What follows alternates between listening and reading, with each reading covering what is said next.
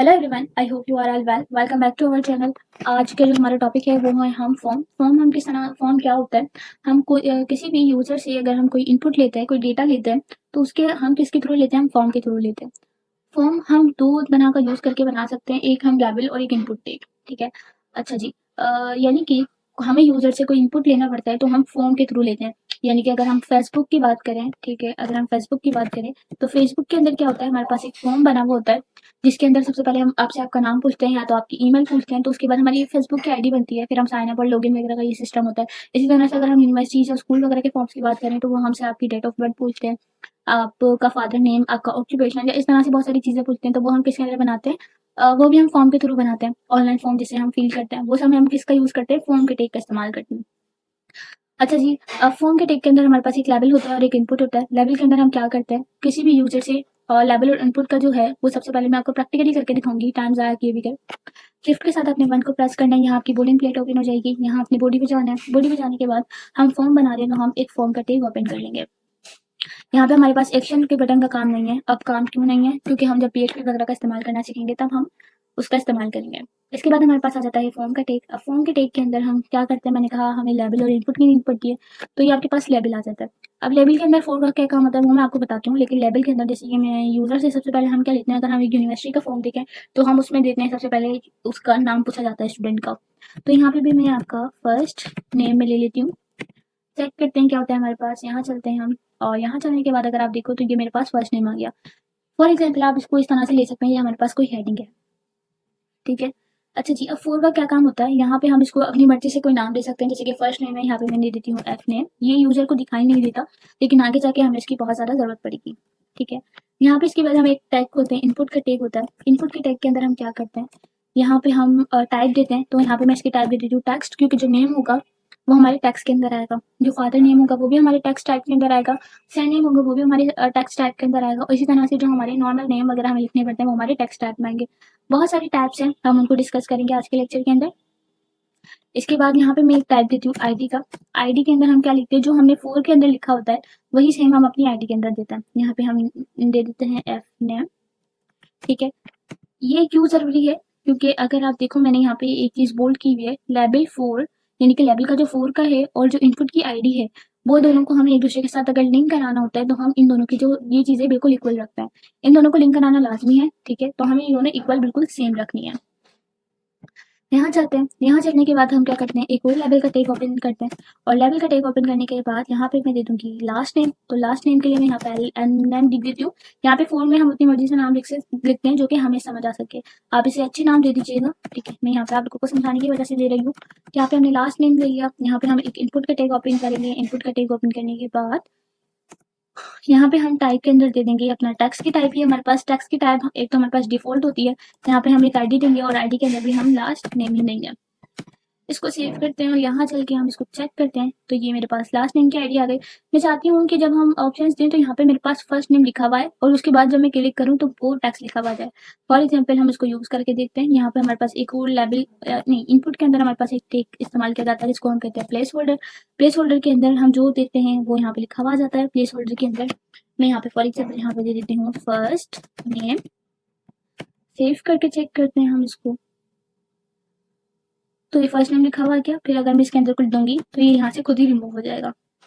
ये जस्ट एक लाइक का हिंट हमारे लिए वर्क करता है, ठीक है।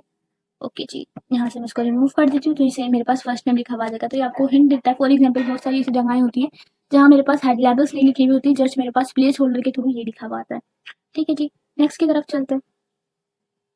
टेक्स्ट के बाद हमारे पास नेक्स्ट ऑप्शन है ईमेल का। हम फॉर्म के सारे एलिमेंट आज की वाली वीडियो के अंदर हम ये सारे एलिमेंट्स को कवर करने वाले हैं। इसके अलावा अगर आप लोगों को कोई भी ये एलिमेंट्स का मालूम हो तो मुझे कमेंट सेक्शन में लाजमी बताइएगा, ताकि आने वाली वीडियोस में हम वो कवर कर लें। अच्छा जी। इसके बाद हमारे पास आता है ईमेल वाला टैग। तो ईमेल वाले टैग के अंदर बनाने के लिए सेम मैं यहाँ पे बीआर का यूज करूंगी। बीआर का यूज करने के बाद मैं यहाँ पे एक लेवल दे दूंगी। लेवल देने के बाद मैं यहाँ पे इसको ईमेल का नाम दे देती हूँ, और यहाँ पे मैं लेवल के अंदर भी ईमेल की हेडिंग दे दूंगी। मैं यहाँ पे हेडिंग इसलिए बोली हूँ ताकि आप लोगों को क्लियर हो सके, वरना ये हेडिंग नहीं है, ये लेवल ही होता है। यहाँ पे मैं इनपुट दे दूंगी। इनपुट देने के बाद मैं यहाँ पे टेक्स्ट की जगह में दे दूंगी ईमेल, क्योंकि मेरी जो टाइप है वो अब मेरी टाइप क्या हो गई है, ईमेल हो गई है।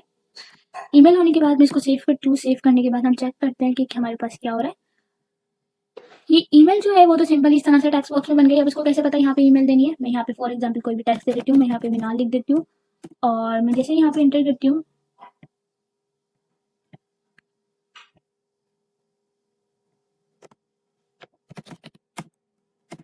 अच्छा जी, अब ये मेरे को एक रेड मार्क दे रहा है और ये रेड मार्क के साथ मुझे क्या कह रहा है कि आप इसके अंदर इंक्लूड करें अपना ईमेल, ठीक है? ये आप अगर आप देखें तो ये मेरे पास एक साइन देता है, ठीक है? और मैं जैसे ही यहाँ पे क्या करती हूँ, अपना ईमेल देती हूँ @gmail.com, ठीक है? तो ये अब मुझे वो चीज़ नहीं देगा, यानी कि ये मेरे को रेड मार्क नहीं देगा, ठीक है? ये आपने क्या करना है, पार्ट फुल भी ये वाली जो साइन है, ये आपने लास्ट में देना है, ये वाला सिंबल आपने लास्ट में देना है, ठीक है? इस ईमेल का मकसद भी यही होता है, ठीक है? मुझे अब इस साइन का नाम याद नहीं आ रहा। ओके जी, नेक्स्ट की तरफ चलते हैं, हम अपने टॉपिक की तरफ वापस आते हैं। यहाँ पे आपको नेक्स्ट मिलता है सिलेक्ट ऑप्शन का एक टॉपिक मिलता है। यहाँ पे सबसे पहले बल्कि सिलेक्ट ऑप्शन को ही देखना, उसके बाद हम फील्ड सेट लेजेंड वगैरह को देखेंगे। सबसे पहले सिलेक्ट ऑप्शन पे चलते हैं। सिलेक्ट ऑप्शन पे जाने के लिए मैं यहाँ पे चलती हूँ अपने वीएस कोड के अंदर। वीएस कोड पे जाने के बाद मैं यहाँ पे चली गई और मैंने यहाँ पे ले लिया सिलेक्ट का टेक।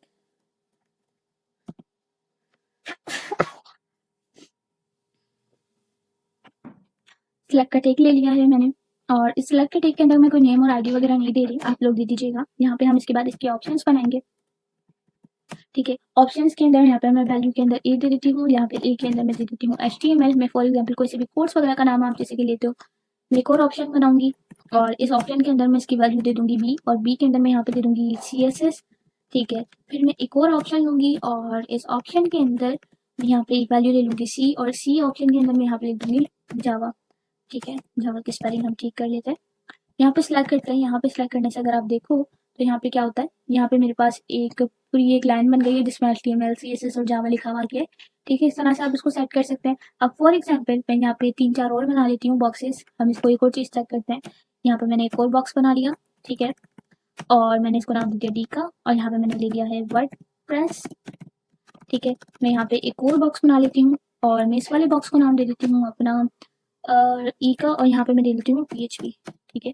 सेव करके एक और चीज़ चेक करते हैं हम। इसके अंदर एक और टैग होता है, वो मैं आप लोगों को बताना चाह रही हूँ। यहाँ पे मेरे पास इस तरह से आ गया। मैं चाहती हूँ कि सिर्फ 3 मेरे दिखे, बाकी जब मैं स्क्रॉल करूँ तब मेरा दिखे। तो मैं यहाँ पे क्या करूँगी, यहाँ पे आऊँगी, अपने सिलेक्ट वाले ऑप्शन पे जाऊँगी और सिलेक्ट वाले ऑप्शन पे जाने के बाद मैं इसका जो साइज़ है वो मैं यहाँ पे दे दूँगी 3। सेव करते हैं। तो आप ये देखिए मेरे पास इथे 3 दिखेंगे, फिर मैं स्क्रॉल करूँगी, फिर मेरे पास बाकी के और दिखेंगे। तो ये मेथड होता है, ठीक है जी? इसके बाद हमारे पास जो नेक्स्ट वाला है हम उसको अंडरस्टैंड करते हैं। ये हमारे पास हमने सीख लिया सिलेक्ट वाला, ऑप्शंस वाला। अच्छा जी, हमारे पास जो नेक्स्ट होता है वो हम इनपुट की एक टाइप लेते हैं और इनपुट टाइप लेने के बाद मैं यहाँ पे लेबल वगैरह नहीं लगा रही, बल्कि मैं लगा देती हूँ इसके अंदर लेबल। हम यहाँ पे लेबल लेंगे। लेबल के अंदर मैं यहाँ पे दे दूँगी कॉन्टैक्ट अस, ठीक है? और मैं लेबल का नाम भी यहाँ पे दे दूँगी कॉन्टैक्ट अस ही कर देता है, ठीक है? यहाँ पे टेक्स्ट के अंदर जो इसकी हम टैग लिखेंगे वो होगा टैग, यानी कि हम फ़ोन नंबर अगर आप देना चाहते हैं या यूज़र से लेना चाहते हो तो यहाँ पे एक टाइप होती है टैग की, हम ये टाइप लेंगे। इसके अंदर हम एक आईडी देंगे और आईडी सेम 4 वाली होनी चाहिए, तो यहाँ पे मैं दे दूँगी कॉन्टैक्ट अस। ओके जी, इसको सेव करते हैं, चेक करते हैं। तो यहाँ पे क्या ये हमारा कॉन्टैक्ट लेगी, ठीक है? ये सिंपल जो हमने कॉन्टैक्ट देना होता है उसके लिए इस्तेमाल किया जाता है। चलिए हमारे नेक्स्ट टॉपिक की तरफ चलते हैं, जहाँ इसका नाम है फील्ड सेट और लेजेंड। इन दोनों को हम पढ़ेंगे, लेकिन सबसे पहले हम चेक बॉक्स बनाना सीख लेते हैं। अब चेक बॉक्स बनाने के लिए मैंने क्या करना है, यहाँ पे मैं सिंपल यहाँ जाऊँगी। यहाँ जाने के बाद मैं यहाँ पे कोई लेबल वगैरह नहीं दे रही, मैं यहाँ पे सिंपली चेक बॉक्स को बनाना स्टार्ट करते हैं हम। यहाँ पे मैं एक BR का टैग लगा देती हूँ ताकि हमें समझ आ सके कि हम नेक्स्ट लाइन से क्या बना रहे हैं, चेक बॉक्स बना रहे हैं। यहाँ पे मैं एक सिंपल एक इनपुट लूँगी। इनपुट लेने के बाद जो इसकी टाइप है वो मैं यहाँ पे कर दूँगी चेक बॉक्स और बस, ठीक है? मैंने यहाँ पे चेक बॉक्स कर दिया इनपुट की टाइप और मैं यहाँ पे लूँगी लेबल। लेबल लेना लास्ट में है इसके अंदर, ठीक है? लेबल के अंदर मैं यहाँ पे टाइप कर दूँगी इसके अंदर HTML, ठीक है? और मैं सिंपली यही वाला कॉपी कर लेते हैं हम, बल्कि नहीं ये वाला कॉपी नहीं होगा। यहाँ पे हम लेबल लेते हैं। लेबल लेने के बाद फिर मैं इसकी जो 4 वगैरह नहीं कर रही, मैं सिंपली लेबल के अंदर यहाँ पे मैं लिख देती हूँ CSS और यहाँ पे इनपुट टाइप के अंदर जाएंगे जिसके अंदर मैंने इसकी इनपुट टाइप लेनी है अपना चेक बॉक्स, ठीक है? फिर मैं एक और लेबल लूँगी, ठीक है? और इस लेबल के अंदर जो मेरी थर्ड होगा वो मैं ले लेती हूँ अपना जावा ले लेते हैं हम, ठीक है? और जावा लेने के बाद मैं यहाँ पे क्या करती हूँ, एक और इनपुट लेती हूँ जिसकी मैं टाइप ले लेती हूँ सिंपली चेक बॉक्स, ठीक है? चेक बॉक्स लेने के बाद हम चलते हैं अपना यहाँ पे और मैं इसको सेव करके चेक करते हैं हम। तो ये मेरे पास 3 ऑप्शंस आ गए, एचटीएमएल का, सीएसएस का, जावा का, ठीक है। फॉर एग्जांपल कोई आपसे पूछता है अगर आप सीवी वगैरह देते हो या रिज्यूमे वगैरह अगर या फिर कोई ऑनलाइन फॉर्म वगैरह फिल करता है तो वो आपसे कहता है आपको कौन-कौन सी चीज़ें आती हैं या कुछ भी 2 ऑप्शंस पे टिक कर दो। इस तरह से ऑप्शंस आते हैं। अच्छा जी, अब मैं चाहती हूँ यहाँ पे कोई हेडिंग आए और ये वाला जो मेरा पूरा का पूरा एलिमेंट है यानी कि एचटीएमएल, सीएसएस, जावा, ये बिल्कुल मेरा अलग से दिखे कि ये मेरे पास अलग से फील्ड्स हैं। मैं यहाँ जाऊँगी, जो मेरा यहाँ से स्टार्ट हुआ है लेवल, जो मेरा चेक बॉक्स का स्टार्ट हुआ है वहाँ पे जाऊँगी। यहाँ मैं एक टैग दे दूँगी फील्ड सेट के नाम से और ये इसका जो क्लोज टैग है वो यहाँ से कंट्रोल एस करूँगी, कट करूँगी। कंट्रोल एस करने के बाद यहाँ पे मैं जाऊँगी और यहाँ जाऊँगी और यहाँ जाने के बाद इसको सिंपली प्रेस कर दूँगी। इसको सेव करेंगे हम।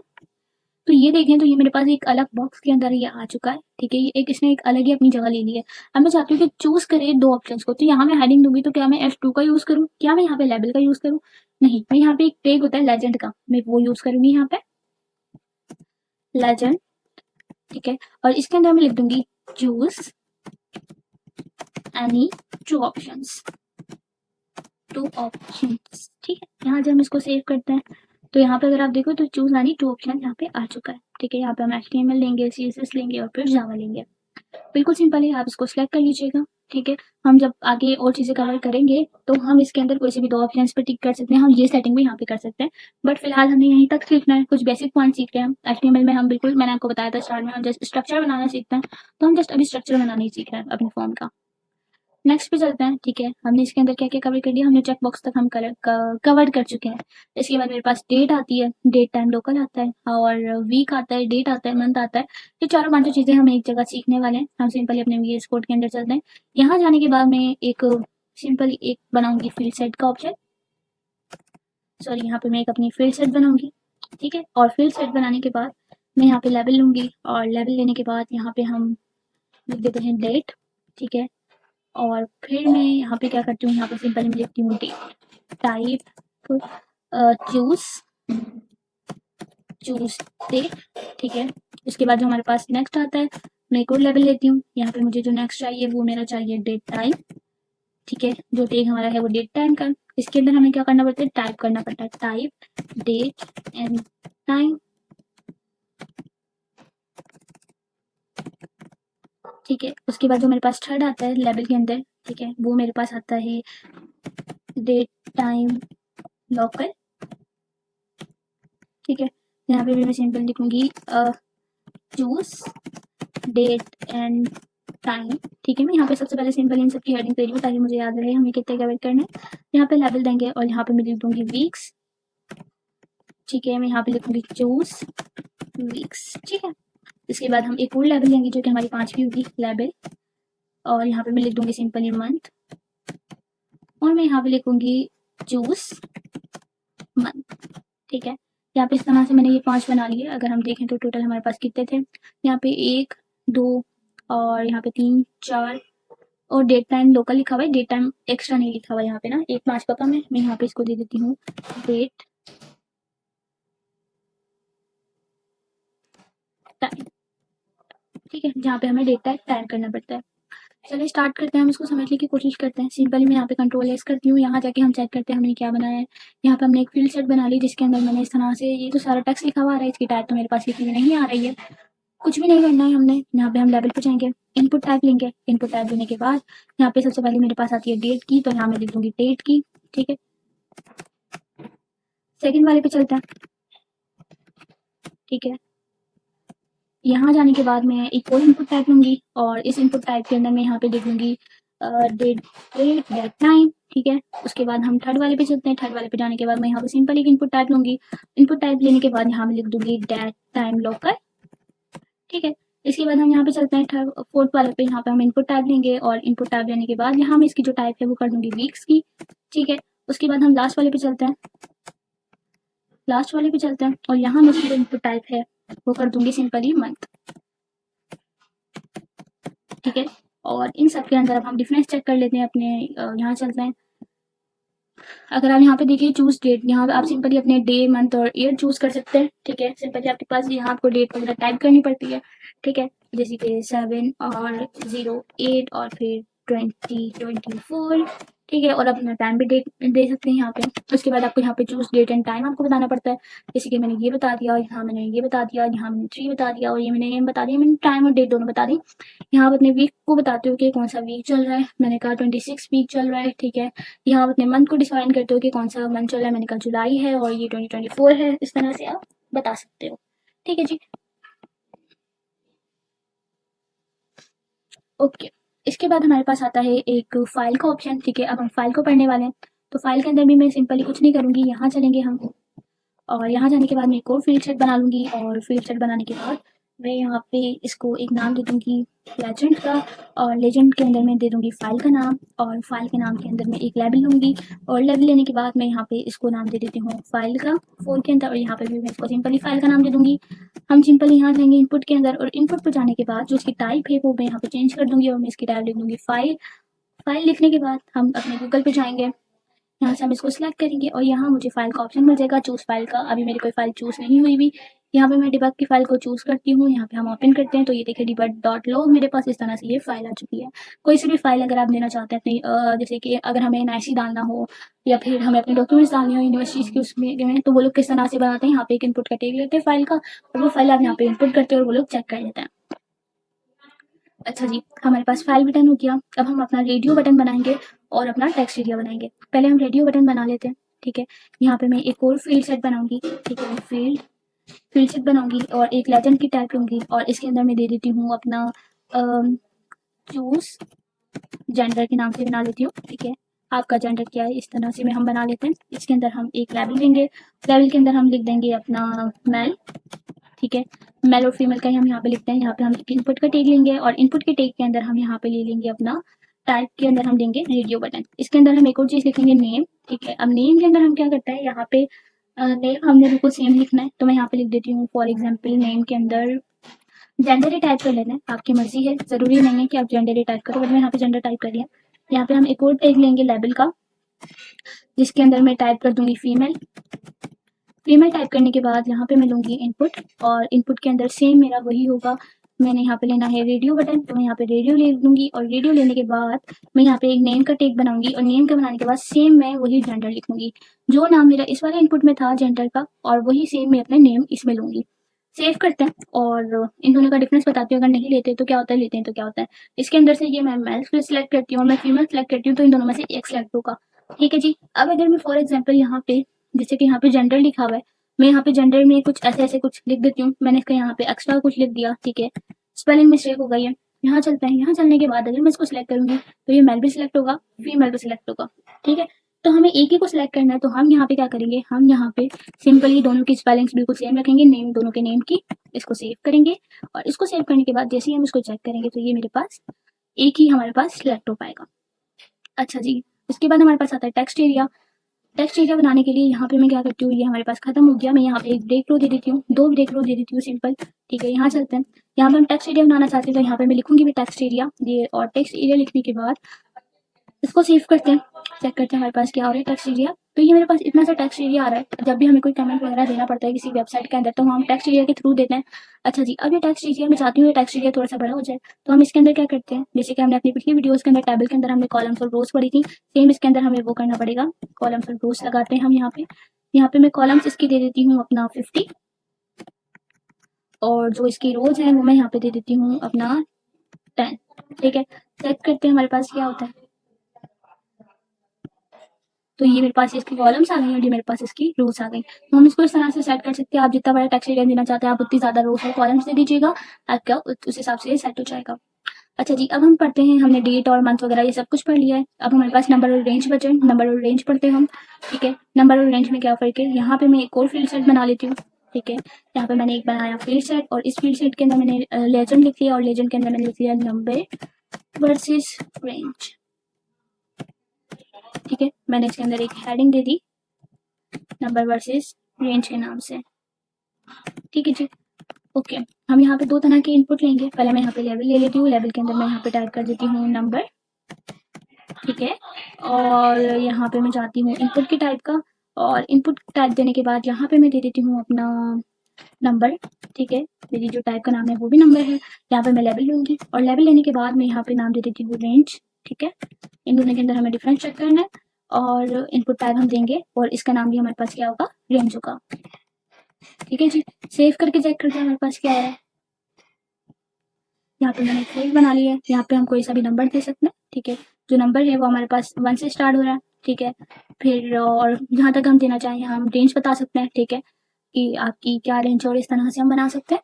अच्छा जी, अब मैं चाहती हूँ कि जो मेरे नंबर है वो मेरे पास इस तरह से नहीं आए। मैं चाहती हूँ सिर्फ 1 से लेके 100 तक नंबर्स होंगे या 1 से लेके 10 तक ही नंबर हो।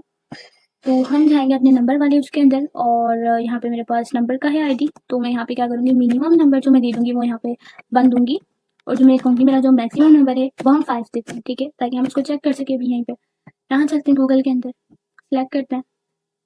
यहाँ पे अगर मैं देखूँ सबसे कम नंबर मेरा 1 है और अगर मैं हाई पे जाऊँ तो मेरा 5 है और ये इससे आगे नहीं बढ़ेगा। तो आप मिनिमम और मैक्सिमम नंबर्स भी दे सकते हैं। अच्छा जी, हमने ये पढ़ लिया। उसके बाद हमारे पास एक होता है यूआरएल का, तो हम यूआरएल भी देख लेते हैं यहीं पे। हमने एक इनपुट टाइप लेनी है और इनपुट टाइप लेने के बाद यहाँ पे एक और ऑप्शन होता है यूआरएल का, जहाँ आप अपना यूआरएल पेस्ट कर सकते हैं। ठीक है, कोई सी भी वेबसाइट का अगर आपको यूआरएल वगैरह देना हो तो आप वो यूआरएल वगैरह भी दे सकते हैं। इसके बाद हमारे पास 2 बटन और होते हैं जिनको हम कहते हैं इनपुट और इसके अंदर एक होता है सबमिट बटन। ठीक है, जो कि हमारा जो भी टेक्स्ट होता है उसको सबमिट करता है और एक हमारे पास होता है इनपुट जिसके अंदर हम कहते हैं हमारे पास रीसेट बटन है। तो हमारे पास जो भी हमने फॉर्म के अंदर लिखा होगा वो सारा हमारे पास क्या हो जाएगा, रीसेट हो जाएगा और हम दोबारा से एक फॉर्म बना सकते हैं। यहाँ चलते हैं, यहाँ चलने के बाद हम इसको चेक करते हैं तो ये मेरे पास सबमिट बटन आ जाता है और ये मेरे पास सारा रीसेट बटन आता है। ठीक है, अब ये सारा रीसेट और सबमिट बटन अभी यहाँ पे काम नहीं करेगा, पहले हम सबको इसके साथ कनेक्ट करना पड़ेगा, उसके बाद ही काम करेगा। वो हम जावा के थ्रू सीखेंगे कि किसको किसके साथ कैसे कनेक्ट किया जाता है, कौन सी लॉजिक का इस्तेमाल किया जाता है और वो सब कुछ हम किसके थ्रू सीखेंगे, जावा के थ्रू सीखेंगे। यहाँ चलते हैं, हम देखते हैं हमारे पास कोई टैग हमारा बाकी तो नहीं रह गया। फिलहाल तो नहीं है, जो मैंने लिस्ट बनाई थी उस हिसाब से तो हमारा सब कुछ डन है। और अगर आपको कोई ऐसा टैग पता हो जो कि मैं नहीं बता पाई तो आप मुझे कमेंट सेक्शन में बताइए दीजिएगा ताकि मैं वो नेक्स्ट वीडियोस में बता सकूं। आई होप आज की वीडियो आपको अच्छी लगी होगी, समझ भी आया होगा। जो चीज़ें समझ नहीं आई उनको और ज़्यादा समझने की कोशिश करें आप लोग खुद भी। और मेरी वीडियो को लाइक करें, कमेंट करें, शेयर करें, सब्सक्राइब करें। Good bye, have a nice day.